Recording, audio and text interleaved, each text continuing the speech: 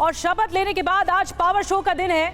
जी हां, रशिया के लिए 9 मई आज रूसी राष्ट्रपति पुतिन बड़े ऐलान कर सकते हैं। आज रूस में मनाया जाएगा विजय दिवस। मौका बड़ा है। रूस के विजय दिवस की तैयारियों का वीडियो भी सामने आया है। रेड स्क्वायर पर विजय दिवस परेड का वीडियो सामने आया है। ये जो रिहर्सल चल रही है, ये वीडियो आपको दिखा रहे हैं। आज विजय दिवस के मौके पर रूस में शक्ति प्रदर्शन किया जाएगा और सेना वहां पर परेड करेगी। और देखिए, रूस के विजय दिवस परेड की तैयारियों का एक और वीडियो आपको हम दिखाते हैं। रेड स्क्वायर पर कदम ताल करती हुई कैसे रूसी फौज नजर आ रही है, वो वीडियो आपके सामने। तो आज है 9 मई यानी विक्ट्री डे का दिन है और आज किस तरह से ये मनाया जाएगा, इससे पहले की जो तैयारियां है उसकी तस्वीरें हम आपको दिखा रहे हैं। विक्ट्री डे परेड की रिहर्सल की तस्वीरें जहां पर कदमताल करते हुए रूसी सैनिक आपको नजर आ रहे हैं और इसके अलावा वो हथियार, वो जंगी साजो सामान भी दिखाया जाएगा जिसके दम पर बीते 2 साल से ज्यादा वक्त हो गया है। तो आज रूस का रशिया का विजय दिवस है और ये वो दिन है जिसको लेकर दुनिया दिल थामे बैठी होती है, क्योंकि आज कुछ बड़ा ऐलान पुतिन कर सकते हैं। इसके संकेत उन्होंने अब से 2 दिन पहले ही दे दिए थे। 7 मई को 5वीं बार पुतिन ने बतौर रूसी राष्ट्रपति शपथ ली और आज विजय दिवस का मौका है। इस दौरान परमाणु मिसाइल से लेकर घातक टैंकों का प्रदर्शन होगा, यानी आगे विध्वंस होना तय है। कुछ बड़े ऐलान भी हो सकते हैं जिस पर पूरी दुनिया की नजर है। और चलिए अब आपको बताते हैं कि आज होने वाली परेड में कैसे व्लादिमीर पुतिन अपने विनाशक हथियारों का न सिर्फ प्रदर्शन करेंगे बल्कि कई बड़े ऐलान भी पुतिन कर सकते हैं, जिसमें चासिव यार पर कब्जा सबसे ज्यादा प्रमुख रहने वाला यूक्रेन युद्ध में और भी विध्वंसक ऑफेंसिव रणनीति पर भी पुतिन की तरफ से ऐलान हो सकता है। हमलों में तेजी और परमाणु युद्ध की आशंका बढ़ जाएगी। हाल के दिनों में पुतिन ने इन सभी बातों को लेकर अलग अलग समय पर कई बड़े बयान दिए हैं। निधि जी हाँ, जिनसे पश्चिमी देशों की टेंशन बढ़ी हुई है और सबसे बड़ा सवाल है कि आज पुतिन क्या कहते हैं, या फिर शक्ति प्रदर्शन के रूप में किस तरह पूरी दुनिया की निगाहें इस वक्त पुतिन पर टिकी हुई हैं। आइए बड़ी खबर और बता दें, बारिश में भी सैन्य परेड की तैयारियां चल रही हैं। रेड स्क्वायर पर कदमताल करती रूसी फौज की तस्वीरें सामने आई हैं। और आइए आपको समझाते हैं, रूस में विजय दिवस का, ये शौर्य दिवस कहा जाता है, इसका महत्व क्या होता है, क्यों मनाया जाता है विजय दिवस। रूस में विजय दिवस का महत्व नाजी जर्मनी पर जीत की ये 79वीं वर्षगांठ है, इसीलिए ये विजय दिवस का मौका 9 मई का ही वो दिन जब 9 मई को ही नाजी जर्मनी पर जीत मिली। करुणा बिल्कुल। और देखिए, 1945 में नाजी जर्मनी पर रूस की जीत का ये जश्न है जो कि हर साल 9 मई को मनाया जाता है। शक्तिशाली रूस की झलक दिखाने का मौका भी होता है पूरी दुनिया को। जी हाँ, और WW2 यानी वर्ल्ड वॉर 2 में 2.7 करोड़ रूसी लोग मारे गए थे और मारे गए रूसियों का बलिदान दरअसल विजय दिवस के रूप में याद किया जाता है। और देखिए, इस बीच बड़ी खबर आपको बता दें, विजय दिवस को लेकर ही ये बड़ी खबर है। क्यों मनाया जाता है ये तो आपको बताया गया, लेकिन विजय दिवस पर सोवियत काल के हथियार भी नजर आएंगे, ये आपको बता दें जो आज खास रहने वाला है। सोवियत काल के हथियारों का प्रदर्शन रूस की तरफ से किया जाएगा। और इस वक्त की एक और बड़ी खबर बता दें, रूस में विजय दिवस के बीच यूक्रेन का विध्वंसक हमला हुआ है। बेलगोरोद में यूक्रेनी सेना का जबरदस्त अटैक हुआ है। देखिए, यूक्रेन रुक नहीं रहा है और रूस एक बार फिर से तैयार है पुतिन के राष्ट्रपति बनने के बाद, शपथ लेने के बाद। तो ऐसे में क्या होगा, क्या और भीषण युद्ध होगा विजय दिवस के बीच, ये जबरदस्त अटैक की तस्वीरें यूक्रेन से सामने आई हैं।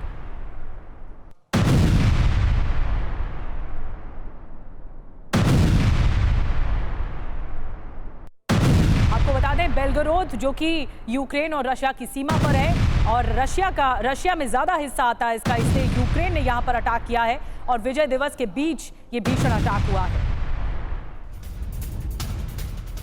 और देखिए, विजय दिवस से पहले यूक्रेन के राष्ट्रपति ज़ेलेंस्की का बड़ा बयान सामने आया। ज़ेलेंस्की ने पुतिन को नाज़ी बताया। रूस के हमलों में तेजी के साथ ये बयान दिया गया है। यूक्रेनी ऊर्जा ग्रिड पर रूस के ताबड़तोड़ हमले हुए हैं। तो आज विजय दिवस, लेकिन इससे पहले यूक्रेन के राष्ट्रपति व्लादिमीर ज़ेलेंस्की ने रूस के राष्ट्रपति पर हमला बोला है। ज़ेलेंस्की ने पुतिन को नाज़ी बता दिया।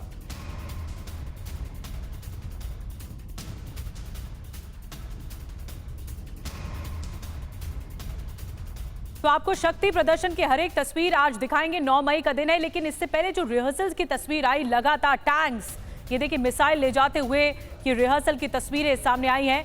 रशिया में आज बड़ा दिन है। और विजय दिवस के रूप में मनाया जाता है 9 मई का दिन, जिसमें एक्शन प्लान एक तरह से तो तैयार किया है, लेकिन इस एक्शन प्लान का खुलासा भी एक तरह से सामने आ सकता है। पूरी दुनिया की नजर होती है रूस के विजय दिवस पर और एक्सक्लूसिव तस्वीरें इस वक्त TV9 भारतवर्ष आप तक पहुंचा रहा है। ये जो काफिला आप देख रहे हैं, ये टैंक्स का, मिसाइलों का, परेड का, ये तमाम तस्वीरें, हर एक तस्वीर आपको रशिया से आज हम दिखाने वाले हैं। चलिए खबरों का सिलसिला आगे बढ़ाते हैं, भारत की खबरों में वापस लौटते हैं। एयर इंडिया एक्सप्रेस की बड़ी कार्रवाई हुई है। 25 केबिन क्रू मेंबर को नौकरी से निकाल दिया गया है। सामूहिक छुट्टी पर कर्मचारियों पर एक्शन हुआ है। जब सामूहिक छुट्टी पर गए उसके बाद कर्मचारियों पर यह बड़ा एक्शन हुआ। कंपनी के 200 से ज्यादा कर्मचारी सिक लीव पर रहे। कुछ और कर्मचारियों को निकाल सकती है अब कंपनी, ऐसी खबर मिल रही है। तो कर्मचारियों ने सामूहिक छुट्टी ली और उसके बाद कंपनी की तरफ से यह बड़ा एक्शन लिया गया। एयर इंडिया एक्सप्रेस की तरफ से 25 केबिन क्रू मेंबर्स को नौकरी से बाहर निकाल दिया है। सामूहिक छुट्टी ली थी सभी ने मिलकर और सिक लीव बताई गई थी। कंपनी के 200 से ज्यादा कर्मचारी सिक लीव पर रहे और उसके बाद सिक लीव के बाद ये बड़ा एक्शन, बड़ी कार्रवाई प्रशासन की तरफ से, एयर इंडिया एक्सप्रेस प्रशासन की तरफ से ली गई है। अब ये खबर भी मिल रही है कि कुछ और कर्मचारियों को निकाला जा सकता है जो इसमें आरोपी पाए गए, उन्हें भी निकाला जा सकता है। बहरहाल इस पूरे मामले पर आगे इंटरनल जांच चल रही है एयर इंडिया एक्सप्रेस की तरफ से। कुछ और कर्मचारी भी निकाले जा सकते हैं, जो जानकारी इस वक्त मिल रही है। सामूहिक छुट्टी पर चले गए थे ये कर्मचारी सिक लीव बोलकर और उसके बाद कंपनी की तरफ से बड़ा एक्शन लिया गया।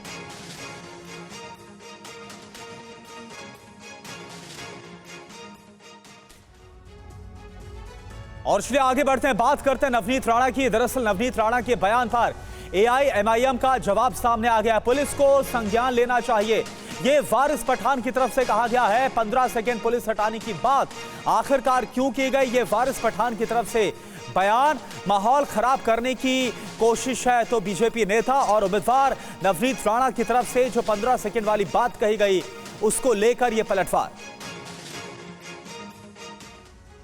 15 मिनट नहीं, 10 मिनट नहीं, 15 सेकंड के लिए पुलिस को हटा दो। क्या करेंगे 15 सेकंड के लिए? पुलिस को हटा के सारे मुसलमानों को मार डालेंगे, कत्लेआम कर देंगे। हाँ, क्या कर रहा है पुलिस प्रशासन? क्यों अब तक कोई कार्रवाई नहीं, कोई एक्शन नहीं? क्या कर रहा है इलेक्शन कमिश्नर? क्या ये बयान अलाउड है इलेक्शन के अंदर? हम चाहेंगे कि इलेक्शन कमिश्नर इस बात का संज्ञान ले, इस स्टेटमेंट का संज्ञान ले और इनके खिलाफ सख्त से सख्त कार्रवाई करे। अरे अब ये देखिए, बीजेपी अपनी ओछी हरकतों पर आ गई। मुसलमानों को गालियां दो, 15 सेकंड हटा दो, सबको मार डालेंगे। हाँ, पोलराइज करो सिचुएशन को, नफरत फैलाओ, देश के अंदर कम्युनल डिसहार्मनी फैला दो। बस यही इनकी मंशा रह गई है, क्योंकि उनको पता चल गया है बीजेपी को कि अब की बार 200-250 पार करना भी मुश्किल हो चुका है इनके लिए। अगर ये अल्फाज जो इन्होंने कहा 15 सेकंड पुलिस हटा दो, ये अल्फाज वारिस पठान अगर बोलता तो अब तक तो आसमान टूट पड़ता, मेरे खिलाफ FIR हो जाते, मुझे जेलों में डाल दिया जाता। तो जबरदस्त बवाल मचा हुआ है नवनीत राणा के बयान पर। आइए अब आपको नवनीत राणा का वो बयान सुनवाते हैं जिस पर हंगामा मचा है।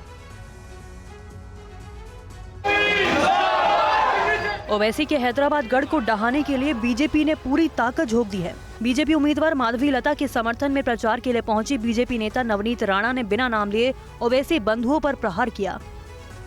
वो छोटा भाई बड़ा भाई ना, छोटा और बड़ा। छोटा बोलता है कि पुलिस को 15 मिनट हटा दो, तो हम दिखाएंगे बोले कि क्या कर सकते हैं। छोटे को मेरा कहना है, तेरे को 15 मिनट लगेंगे छोटे, और हमको सिर्फ 15 सेकंड लगेंगे। 15 सेकंड पुलिस को हटाया, 15 सेकंड अगर पुलिस को हटाया तो छोटे को बड़े को ये पता नहीं लगा कहां से आया और कहां को गया। सिर्फ 15 सेकंड लगेंगे हम लोगों को, जिस दिन हम मंच पे आ गए। नवनीत राणा अकबरुद्दीन के पुराने विवादित बयान के आधार पर दे रही थी। उन्होंने ये भी कहा कि ये चुनाव हैदराबाद को पाकिस्तान बनाने से रोकने के लिए है। इस बार मतदान करना है तो हैदराबाद को पाकिस्तान बनाने से रोकने के लिए होगा। इधर बीजेपी पर ओवैसी ने भी पलटवार किया। असदुद्दीन ओवैसी ने दावा किया कि हैदराबाद में एक बार फिर से बीजेपी की हार। हैदराबाद लोकसभा सीट पर इस बार सबकी नजर है। ओवैसी के गढ़ में सेंध लगाने के लिए बीजेपी ने माधवी लता को यहां से उम्मीदवार बनाया है। बीजेपी के स्टार प्रचारक लगातार कैंपेन किए हुए हैं। हैदराबाद सीट पर कब्जा जमाए ओवैसी ने कहा कि हम 40 साल से यहाँ बीजेपी को हराते आ रहे हैं। ये 40 साल से हम बीजेपी को हरा रहे, कैसा हरा रहे? कौन थे वहाँ पे? 40 साल से यहाँ पे बीजेपी हार रही। 2014 में भी मोदी आए थे, मंजलिस जीती। 2019 में भी आए, मोदी आए थे, मंजलिस जीती। 2018 के असेंबली इलेक्शन में आए, मंजलिस जीती। 2023 के असेंबली इलेक्शन में मोदी आए, हम जीते। तो ऐसा है ना, मोदी अमित शाह को जब तक नाम नहीं लिए मंजलिस का, पेट में दर्द नहीं जाता। हम प्राइम मिनिस्टर से पूछ रहे हैं कि पीएम केयर्स फंड के पैसे कहाँ हैं? वो आप जो इलेक्ट्रल बॉन्ड में पैसे लिए, कौन से बैंक में, बताओ हमारे को। मुल्क में आप नौजवानों को रोजगार नहीं दिए, बेरोजगारी मुकद्दर बना दिए, कीमती आसमानों को छू रही है। हैदराबाद में 13 मई को वोटिंग है। अब देखना होगा बीजेपी ओवैसी के गढ़ को ढहा पाती है या नहीं। और आइए आगे बढ़ते हैं। मायावती के फैसले पर भतीजे आकाश आनंद का जवाब भी आ गया है। बहन जी का फैसला सिर माथे पर, ये कहना है भतीजे आकाश आनंद का। आप हमारी सर्वमान्य नेता हैं। उत्तराधिकारी और नेशनल कोऑर्डिनेटर पद से हटाए गए थे आकाश आनंद और उसके बाद प्रतिक्रिया सामने आ गई।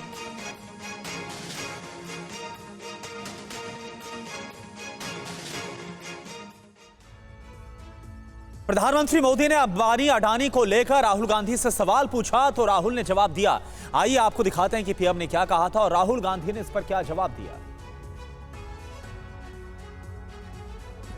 चौथे चरण के चुनाव से पहले एक बार फिर अडानी और अंबानी पर सियासत गर्म है। नमस्कार मोदी जी, थोड़ा सा घबरा गए क्या? नॉर्मली आप बंद कमरों में अडानी जी अंबानी जी की बात करते हो, पहली बार आपने पब्लिक में अडानी अडानी अंबानी बोला। और आपको ये भी मालूम कि ये टेम्पो में पैसा देते हैं। क्या ये आपका पर्सनल एक्सपीरियंस है क्या? एक काम कीजिए, सीबीआई को इनके पास भेजिए ना, पूरी जानकारी करिए, इंक्वायरी कराइए। इससे पहले पीएम मोदी ने पूछा था कि टेम्पो भरकर कांग्रेस के लिए नोट पहुंचे हैं क्या। मैं आज तेलंगाना की धरती से पूछना चाहता हूं, जरा ये शाहजादे घोषित करें इस चुनाव में ये अंबानी अडानी से कितना माल उठाया है, काले धन के कितने बोरे भर करके रुपये मारे हैं, क्या टेम्पो भर करके नोटे कांग्रेस के लिए पहुंची है क्या? लेकिन कांग्रेस अपने पाले में ही घिरी हुई है। सैम पित्रोदा की रंगभेदी टिप्पणी से घिरी कांग्रेस पर प्रधानमंत्री ने तल्ख टिप्पणी भी की है। सियासी घमासान के बाद पित्रोदा ने ओवरसीज कांग्रेस के अध्यक्ष पद से इस्तीफा दे दिया है। We could hold country together as diverse as India, where people on east look like Chinese, people on west look like Arab, people on north look like, maybe white, and people in south look like Africa. Sam Pitroda के इस बयान पर देश में सियासी हलचल मची। इसका खामियाजा उन्हें भुगतना पड़ा। कांग्रेस के वरिष्ठ नेता जयराम रमेश ने सोशल मीडिया पर जारी संदेश में कहा कि अपनी मर्जी से पित्रोदा ने इंडियन ओवरसीज कांग्रेस के अध्यक्ष पद से इस्तीफा देने का फैसला किया है। कांग्रेस अध्यक्ष ने उनका इस्तीफा स्वीकार कर लिया है। लेकिन पित्रोदा के इस्तीफे से पहले पीएम नरेंद्र मोदी ने क्या कुछ कहा था, सुनिए। संविधान सर पे लेकर के नाचने वाले लोग चमड़ी के रंग के आधार पर मेरे देशवासियों का अपमान कर रहे हैं। शहजादे, आपको जवाब देना पड़ेगा। चमड़ी के रंग के आधार पर मेरे देशवासियों का अपमान मेरा देश सहन नहीं करेगा और मोदी तो कतई नहीं करेगा। सैम पित्रोदा के बयान पर कांग्रेस समेत इंडिया गठबंधन के कई पार्टियों ने किनारा कर लिया है। वहीं बीजेपी इस मुद्दे पर कांग्रेस को घेरने में लगी हुई। सैम पित्रोदा ने बीजेपी को बैठे बिठाए मुद्दा दे दिया। पित्रोदा के बयान के बाद कांग्रेस किनारा करती रही तो बीजेपी कांग्रेस और राहुल पर हमलावर रही। जीवन भर गांधी परिवार के सलाहकार रहे। सलाह कोई पत्र देकर नहीं करता, जीवन भर साथ रहकर करता है। वो स्वयं उनको अंकल कहते हैं। अंकल कहते हैं तो मतलब रिश्ता है ना। रिश्ता कहाँ तोड़ा गांधी परिवार ने अब तक उनसे। पित्रोदा के बयान को कांग्रेस ने भी दुर्भाग्यपूर्ण और गलत बताया। सैम पित्रोदा द्वारा भारत की अनेकताओं को जो उपमाएं दी गई हैं वो बिल्कुल गलत है, दुर्भाग्यपूर्ण है और अस्वीकार्य है, बिल्कुल अस्वीकार्य है। भारतीय राष्ट्रीय कांग्रेस इन उपमाओं से अपने आप को पूर्ण रूप से अलग करती है और इसका खंडन करती है। वहीं आम आदमी पार्टी ने भी सैम पित्रोदा के बयान से कन्नी काट ली। जहां तक सैम पित्रोदा के बयान का सवाल है, उस तरह के बयान का कहीं दूर दूर तक इंडिया गठबंधन का कोई भी व्यक्ति समर्थन नहीं करता। गृह मंत्री अमित शाह ने पाकिस्तान को लेकर राहुल गांधी पर तंज कसा है। महाराष्ट्र के जालना में एक जनसभा को संबोधित करते हुए पाकिस्तान के राहुल गांधी से प्रेम की वजहों के बारे में बताया गया गृह मंत्री की तरफ से। पाकिस्तान राहुल बाबा पर बहुत खुश है। हर रोज राहुल बाबा का समर्थन पाकिस्तान के लोग कर रहे हैं। मोदी जी सर्जिकल स्ट्राइक और एयर स्ट्राइक करते हैं, राहुल बाबा सवालिया निशान उठाते हैं। मोदी जी नक्सलवादियों को, आतंकवादियों को मारते हैं, राहुल बाबा सवाल उठाते हैं।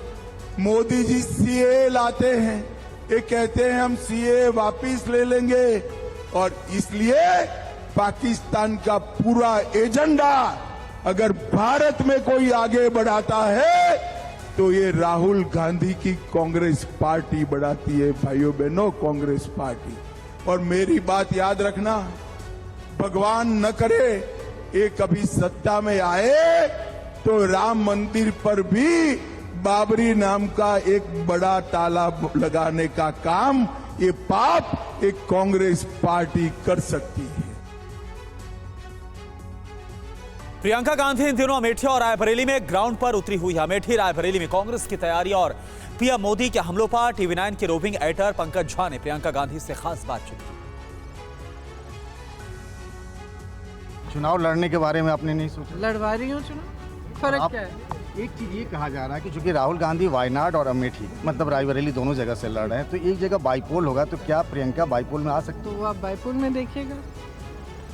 अभी जब आप मंच पर थी तो राम कथा का जिक्र कर रही थी, राम और रावण की बात।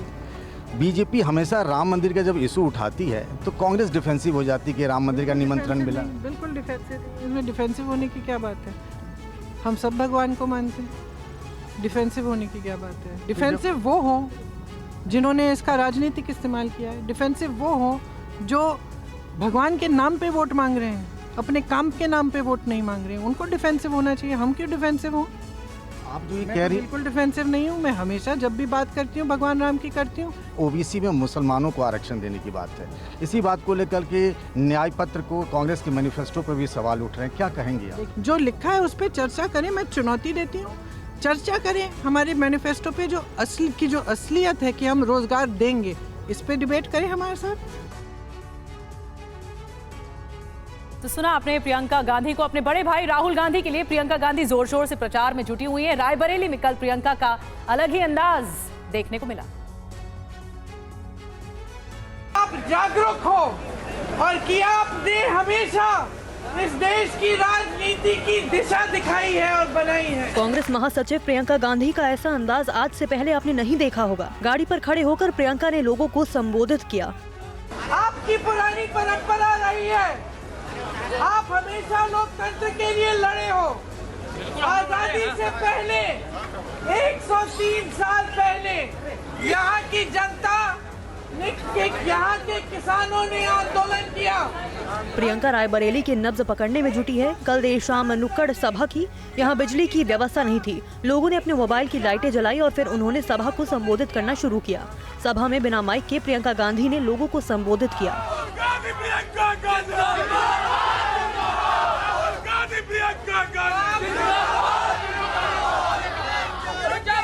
इससे पहले प्रियंका गांधी ने कुछ महिलाओं से मुलाकात की। इस दौरान उनका इमोशनल अंदाज भी दिखा।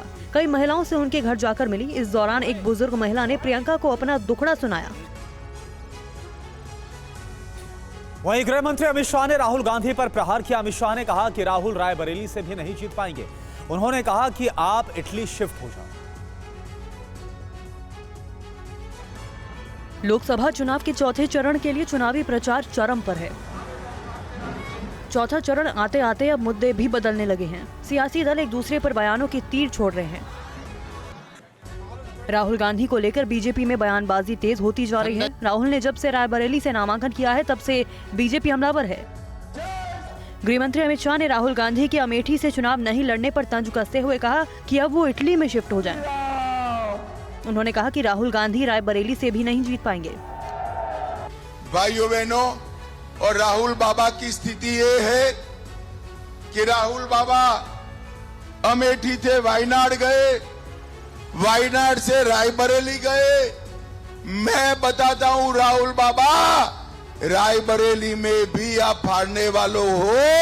आपके लिए अब एक ही जगह है, रायबरेली से सीधा इटाली जाकर स्थिर हो जाओ। एक ही जगह बाकी रही। तो मैदान चुनावी है और नेताओं के बीच जुबानी जंग भी जारी है। यूपी के मुख्यमंत्री योगी आदित्यनाथ ने कहा कि अब ये चुनाव राम भक्तों और राम विरोधी के बीच हो गया है। वहीं अखिलेश ने इलेक्टोरल बॉन्ड पर सरकार को घेरा है। कितना भी बड़ा क्यों न रहा हो, कितना ही शक्तिशाली क्यों न रहा हो, लेकिन अगर रामद्रोही है तो उसका पतन सुनिश्चित हुआ है।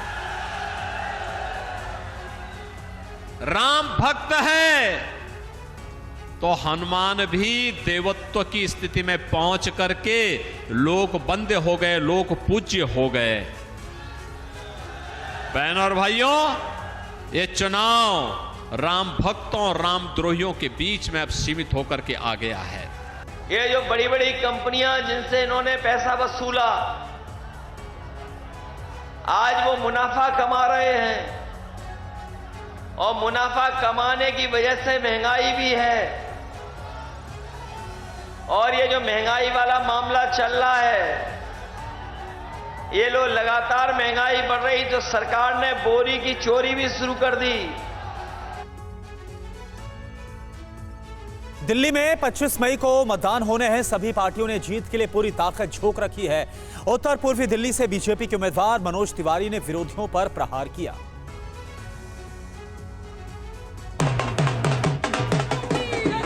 दिल्ली की 7 सीटों पर दोबारा कब्जे के लिए बीजेपी धुआंधार प्रचार कर रही है। पूर्वी दिल्ली सीट से बीजेपी उम्मीदवार मनोज तिवारी ने कहा, ये चुनाव देश का प्रधानमंत्री चुनने के लिए है। ये चुनाव देश का प्रधानमंत्री चुनने का है और प्रधानमंत्री के कैंडिडेट हम लोगों के नरेंद्र मोदी जी हैं। दूसरी तरफ कोई कैंडिडेट नहीं है, बस खाली ये 25-26 लोगों का दल है जिसकी कोशिश है कि मोदी जी ना बने। क्यों? क्योंकि मोदी जी भ्रष्टाचार के विरोधी हैं, मोदी जी अपराध के विरोधी हैं, मोदी जी मेट्रो बनाने में विश्वास करते हैं, मोदी जी हाईवे बनाने में विश्वास करते हैं, मोदी जी घर घर गैस पहुंचाने में विश्वास करते हैं। मनोज तिवारी ने बुराड़ी की जनता से अधूरे काम को पूरा करने का वादा किया। बुराड़ी के बाहर तक लाए हैं, बुराड़ी के मुहाने पे लाए हैं। अब हम मेट्रो को इस 100 फुटे रोड से पुस्ता तक लेके जाएंगे, तभी चैन से सोएंगे। पुस्ता रोड को एक और सुविधा, पुस्ता रोड को 6 लेन रोड बना के देंगे। और आइए आगे बढ़ते हैं। उत्तराखंड के जंगलों में लगी आग अब तक बुझ नहीं सकी है। इस बीच कल से चारधाम की यात्रा शुरू हो रही है। हालात और तैयारियों को लेकर उत्तराखंड के मुख्यमंत्री पुष्कर सिंह धामी एक्शन में नजर आ रहे हैं। उन्होंने इसके लिए अफसरों के साथ समीक्षा बैठक भी की।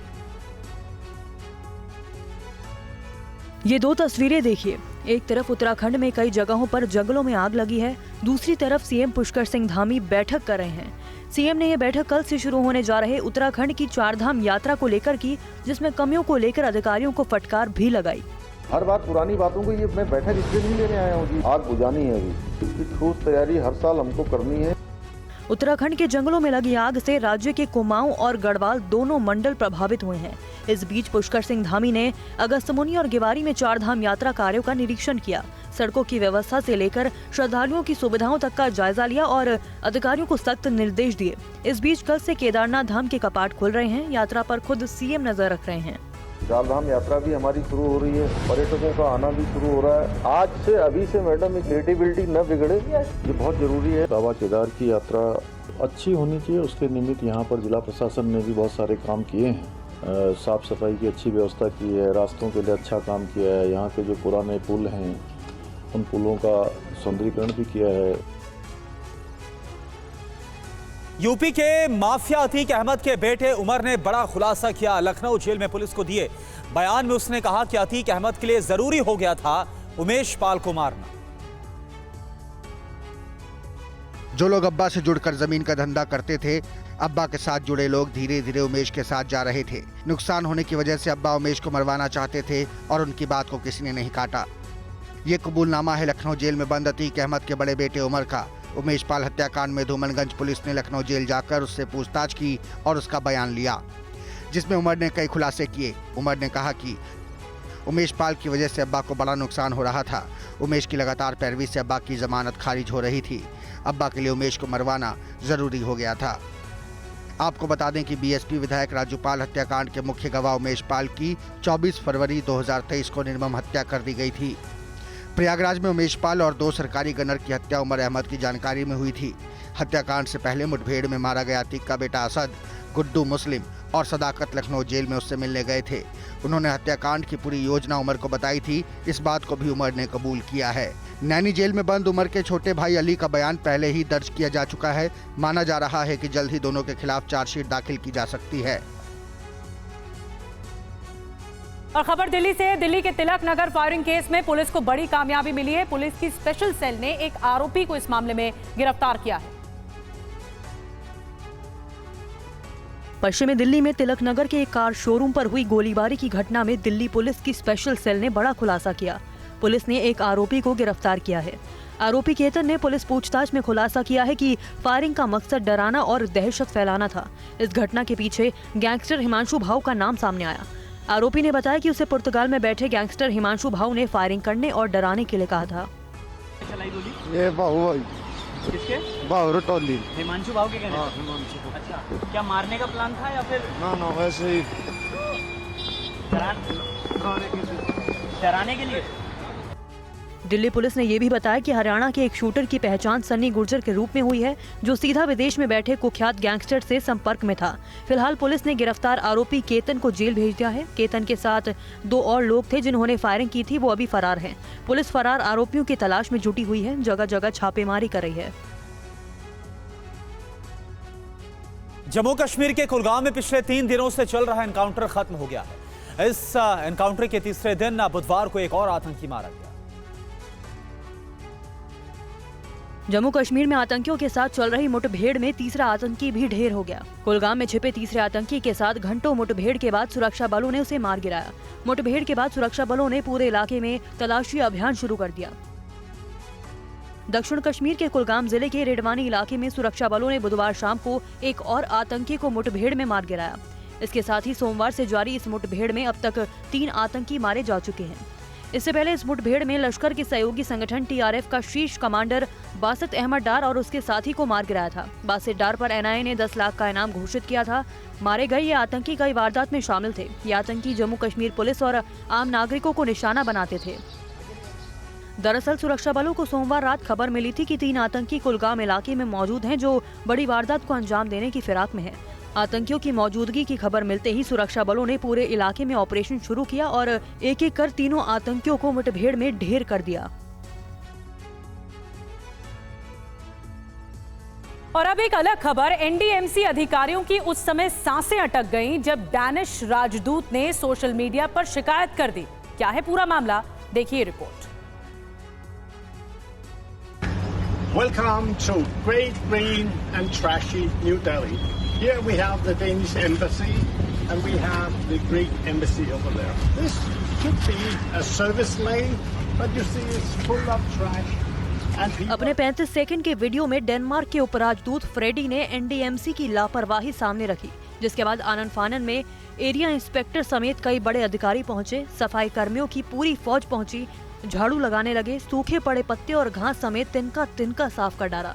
लेकिन देरी को लेकर एनडीएमसी के एरिया इंस्पेक्टर ने चुप्पी साध ली। क्या शिकायत मिली थी? कोई शिकायत नहीं। ये साफ सफाई अचानक आप लोग? No more question. सफाई से फ्रेडी खुश हुए और एनडीएमसी को धन्यवाद दिया कि कुछ ही घंटों में कार्रवाई हुई। I'm grateful to NDMC for having taken action with such short notice. It shows that if you are just an ordinary person, you can raise an issue and things will be done. और चलिए अब बात करते हैं पाकिस्तान में महंगाई विस्फोट की। पूरी दुनिया से कर्ज मांगता फिर रहा पाकिस्तान महंगाई से बेहाल है। यहां पर इस साल 50 साल में सबसे ज्यादा महंगाई है। आलम यह है कि कराची में 1 लीटर दूध 210 पाकिस्तानी रुपए में मिल रहा है। तो इसी महंगाई से तंग आकर पीओके की जनता 11 मई को लॉन्ग मार्च निकालने के लिए मजबूर हो गई।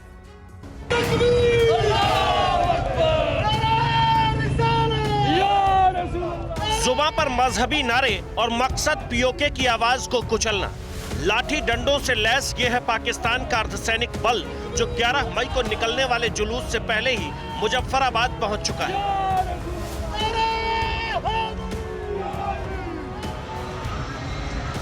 11 मई को पीओके में होने वाले लॉन्ग मार्च को रोकने के लिए पाकिस्तान से अर्धसैनिक बल, एफसी और पंजाब पुलिस के अतिरिक्त जवानों को बुलाया गया है। ये तैनाती उस ऐलान के बाद हुई जिसमें तय हुआ है कि आसमान छूती महंगाई और बेरोजगारी के खिलाफ मानवाधिकार संगठन पीओके में बड़े पैमाने पर धरना प्रदर्शन करेंगे और इस मार्च में जनता के दूसरे स्थानीय मुद्दों को उठाया जाएगा। पीओके के लोगों में सरकार को लेकर इतना गुस्सा क्यों है, उन्हें 2 जून की रोटी भी नसीब क्यों नहीं है, इसे महंगाई के आंकड़ों से समझते हैं। मार्च में जारी आंकड़ों के मुताबिक पाकिस्तान में महंगाई दर करीब 33% है। यहाँ टमाटर 240 रुपए प्रति किलो, प्याज 220 रुपए प्रति किलो, अंडा 260 रुपए प्रति दर्जन और 1 किलो आटा 800 रुपए में मिल रहा है। और जब रुपए में बात हो रही है तो ध्यान रहे ये पाकिस्तानी रुपया है, जिसका मतलब 1 अमेरिकी डॉलर बराबर 278 पाकिस्तानी रुपया। सबसे बड़ी बात, खाने पीने के जरूरी सामानों की कीमतों में आग सिर्फ पीओके में लगी है। ऐसा भी नहीं है, 2 दिन पहले कराची में डेयरी फार्म्स एसोसिएशन की मांगों को कमिश्नर ने मंजूरी दी थी, जिसके कारण दूध की कीमतों में 10 रुपए की बढ़ोतरी हुई। और इसके बाद अब कराची में 1 लीटर दूध की कीमत 210 पाकिस्तानी रुपए हो गई है। वहीं पेट्रोल डीजल की कीमतें भी आसमान छू रही है। पाकिस्तान में 1 लीटर पेट्रोल जहां 288 पाकिस्तानी रुपए में मिल रहा है, तो डीजल 282 रुपए प्रति लीटर पहुंच गया है।